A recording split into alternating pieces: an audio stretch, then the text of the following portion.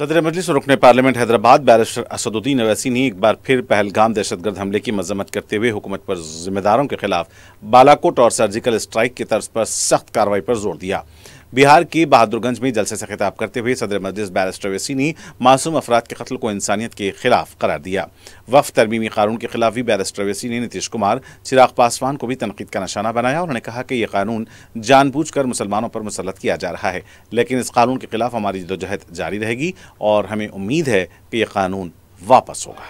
भारत के हर गरीब को, हर दौलतमंद को, हर पढ़े लिखे को, हर किसान को झिझोड़ के रख दिया है। अब हम उम्मीद करते हैं कि हमारी हुकूमत एक मौसर इक़दाम उन पर करेगी, जैसा कि माजी में सर्जिकल स्ट्राइक और बालाकोट भी हुआ था। और जो बैनुल अक़वामी मुल्कें भारत से कह रही हैं कि पाकिस्तान से बात कर लो, अरे फिर यूक्रेन और रशिया में क्या हुआ, तुमने क्या किया वहां पर? मेरे अजीज दोस्तों और बुजुर्गों, यह एक हसास मसला है और इस मसले के ऊपर हमको एक होकर खड़े होना है।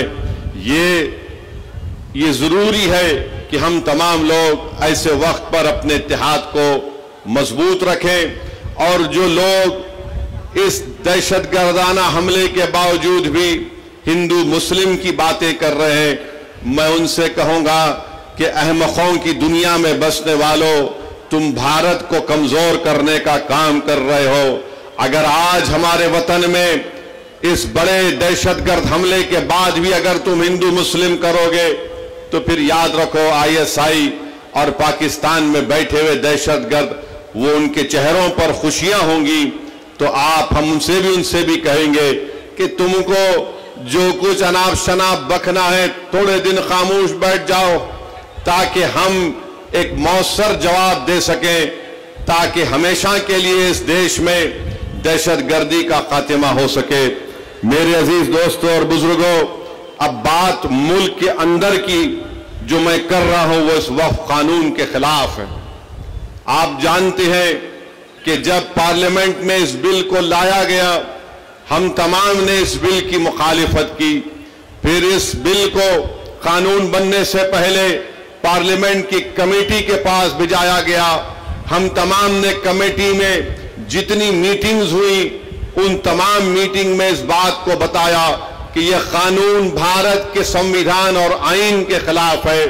यह कानून भारत के संविधान की दफा 14, 15, 25 और 26 और 29 की मुखालिफत करता है। और कोई भी हुकूमत संविधान के फंडामेंटल राइट्स के खिलाफ जाकर ऐसा कानून नहीं बना सकती है।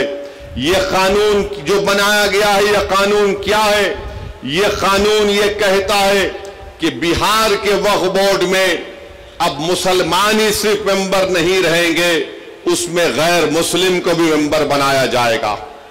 कानून यह कहता है कि बिहार के वक्फ बोर्ड में कम से कम 2 गैर मुस्लिम को मेंबर बनाया जाएगा और उस वक्फ बोर्ड का वो चेयरमैन भी बन सकता है और अक्सरियत में भी गैर मुस्लिम उसमें नामजद किए जाएंगे। अब आप बताइए कि बिहार में 1950 का कानून है जो हमारे हिंदू भाई बहन के मंदिरों के ताल्लुक से कानून बनाया गया। वो कानून ये कहता है कि जितने बिहार में हिंदू धर्म के मंदिरें होंगी या उसका एडमिनिस्ट्रेटिव बॉडी होगी, उसमें कोई गैर हिंदू को मेंबर नहीं बनाया जा सकता।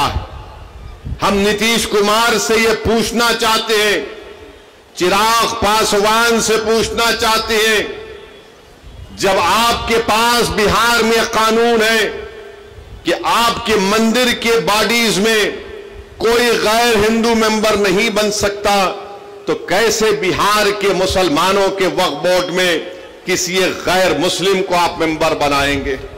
बिहार में बोध गाया है, बोध गाया में वहां पर सिर्फ बौद्ध मजहब के और हिंदू धर्म के मानने वाले मेंबर बन सकते हैं।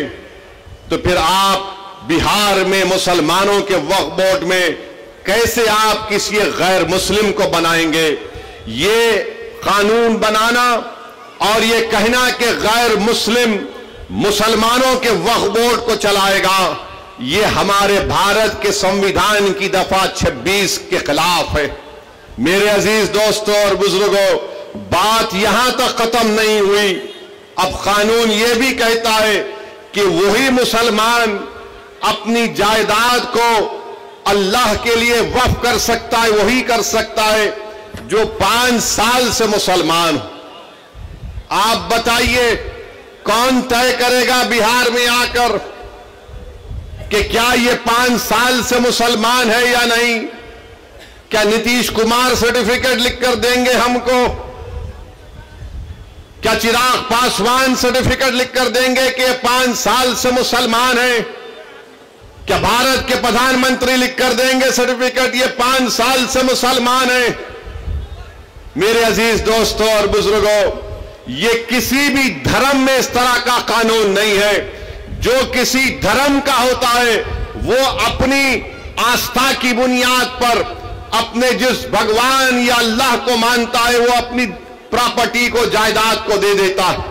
मगर मुसलमानों से कहा जा रहा है कि आपको 5 साल